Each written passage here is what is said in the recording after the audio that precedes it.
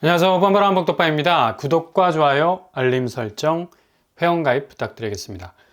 그냥 뭐 하루아침에 통으로 반띵을 하자고 하면 뭐 이거 눈이 돌아가죠.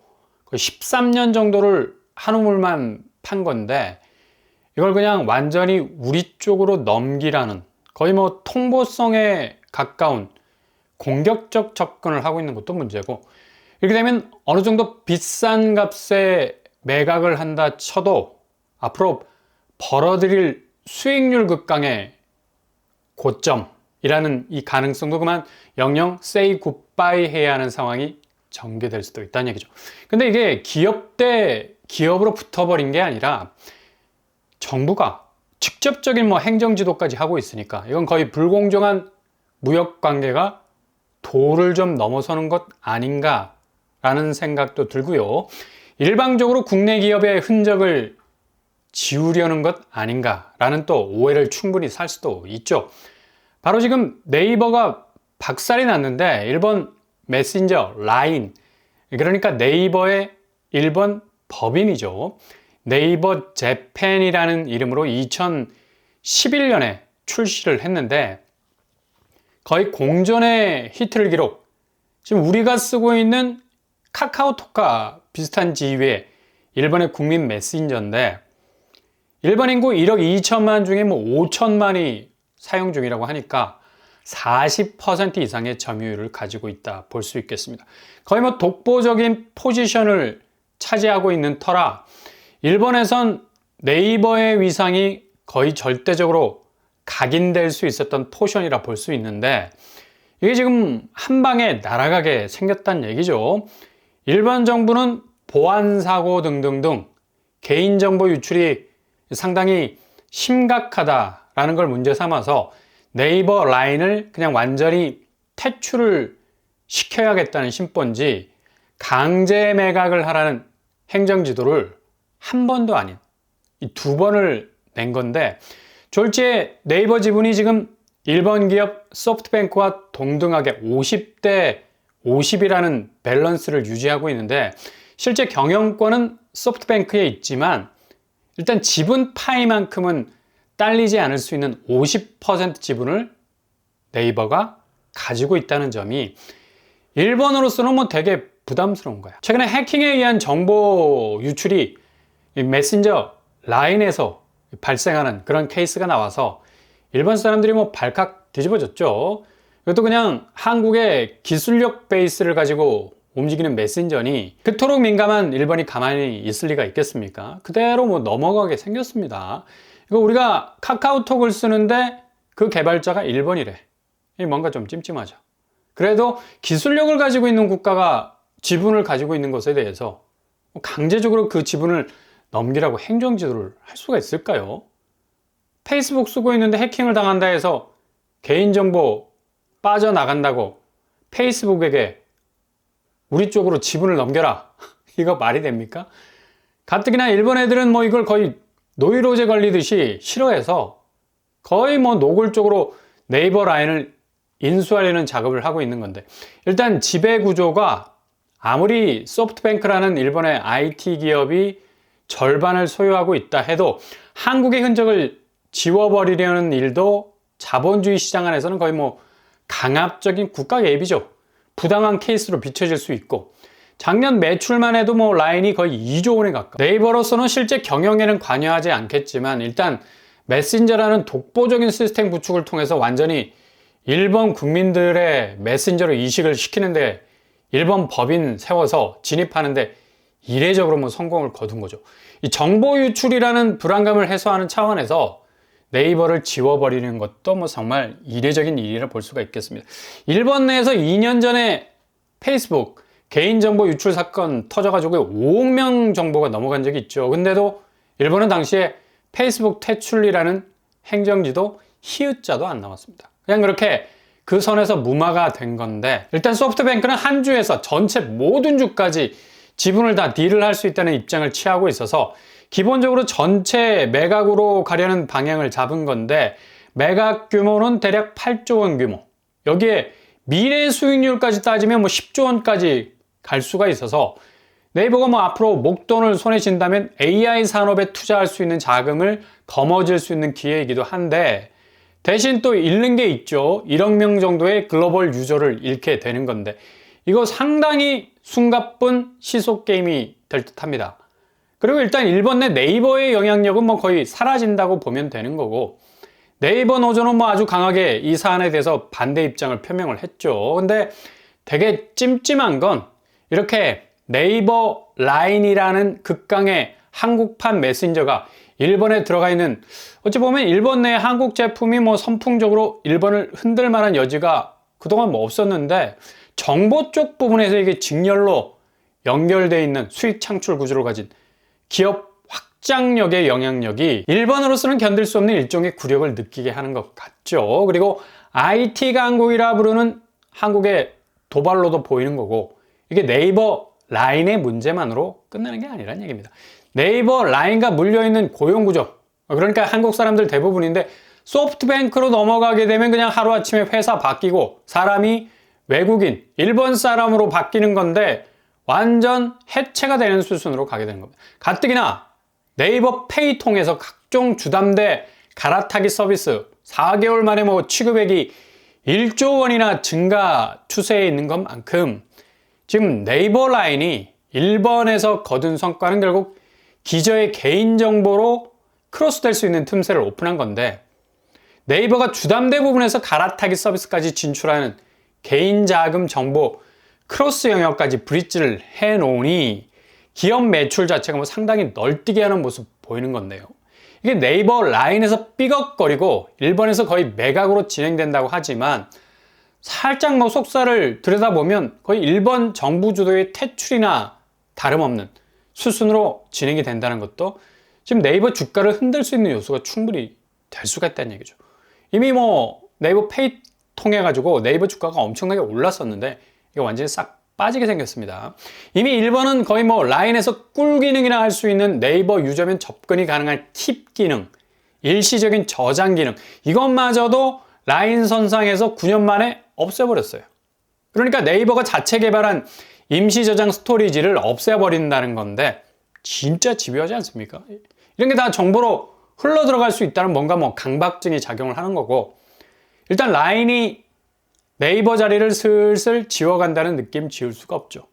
아무리 네이버가 국내 부동산 대환대출 서비스 1조 원의 취급액을 기록하는 방점 찍어서 지금 주가가 약간의 오름세를 보이지만, 아마도 라인 사태가 본격적인 국면에 들어가게 되면 엄청난 여파 맞이할 가능성 높아요. 결국 일본이 한국 기업을 때렸다는 인상을 여전히 줄 수밖에 없는 건, 일본 기시다 총리도 뭐 행정지도 한 건 인정을 하고 있죠. 근데 거의 뭐 드뭉술하게 넘어가는 말로 보안 커버넌스를 재검토하라는 요구사항이라는 얘기인데, 지금 실제로 업계에서 움직이는 건 좀 전에 본 것처럼 소프트뱅크가 킵 기능 없애고 네이버의 흔적을 슬슬 지워가는 수순으로 가고 있다는 얘기입니다.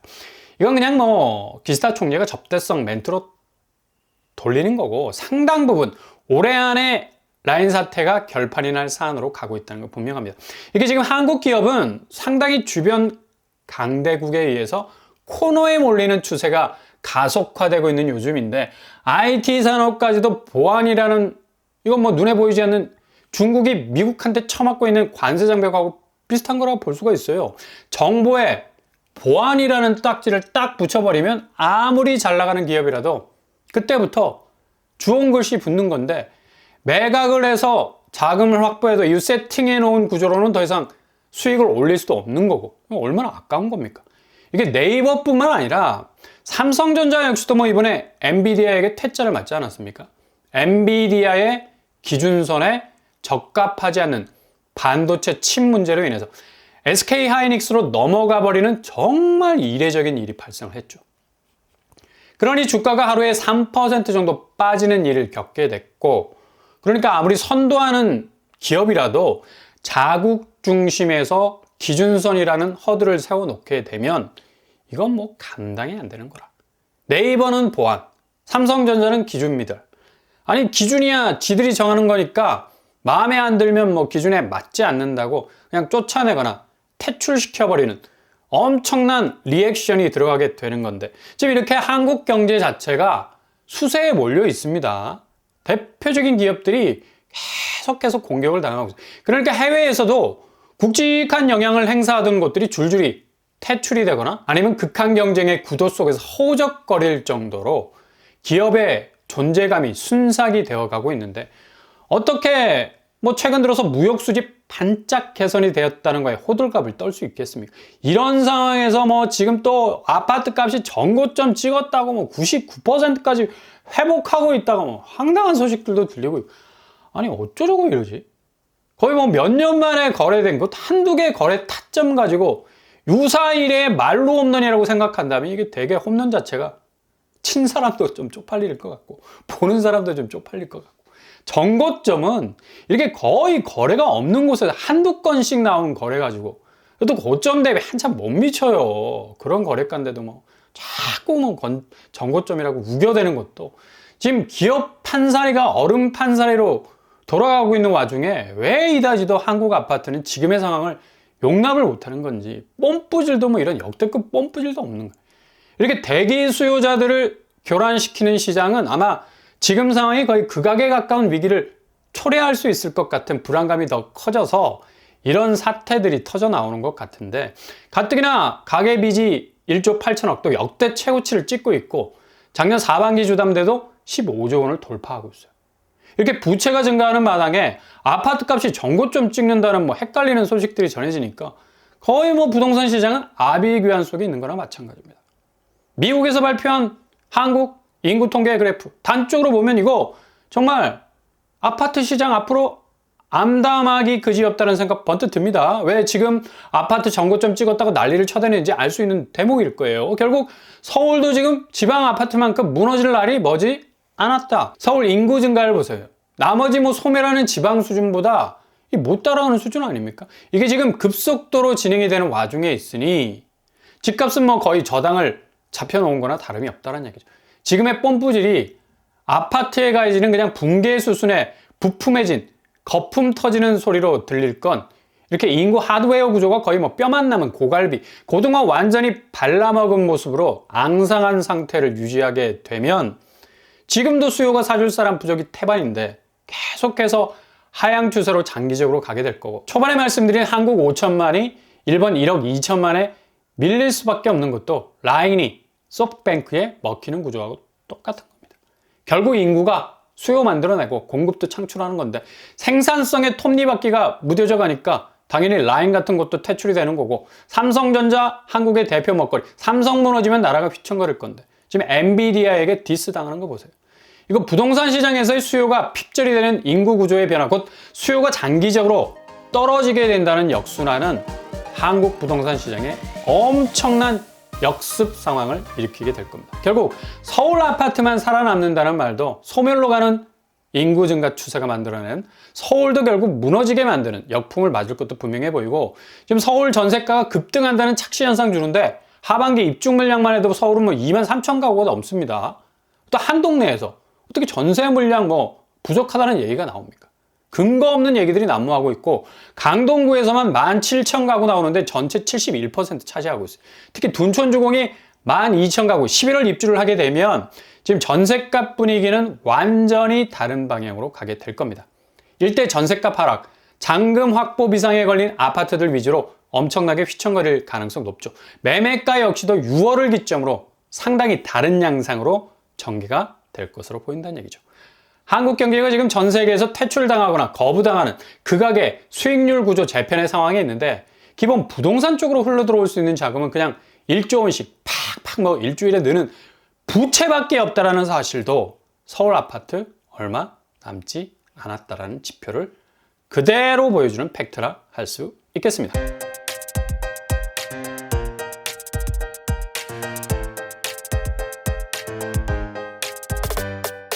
오늘의 부동산 크래커죠. 그냥 하루아침에 모든 걸 내줘야 하는 엄청난 위기가 올 수도 있고요. 일본의 공세는 한국 기업의 발목을 잡고 있고 이게 선순환적으로 가기에는 지금 분위기 너무 쎄하다. 이런 상황에서도 서울 아파트는 전고점 나발을 불어대고 있고 인구 소멸로 가는 와중에 결국 무너지는 종국점이 서울인데 전국 꼴찌 아닙니까? 증가율이. 집값은 1등이라도 이를 받쳐줄 인구 하드웨어는 꼴찌입니다. 결국 결과값은 정해져 있다는 얘기죠. 강동구 하반기 둔촌주공을 비롯한 입주 물량의 폭탄, 부동산 시장을 다시 한번 흔들게 될 겁니다. 오늘도 응원합니다. 항상 여러분의 길이 꽃길만 되실 수 있길 바랍니다. 이상 오빠부랑 복덕방을 마치겠습니다. 구독과 좋아요 부탁드립니다. 감사합니다.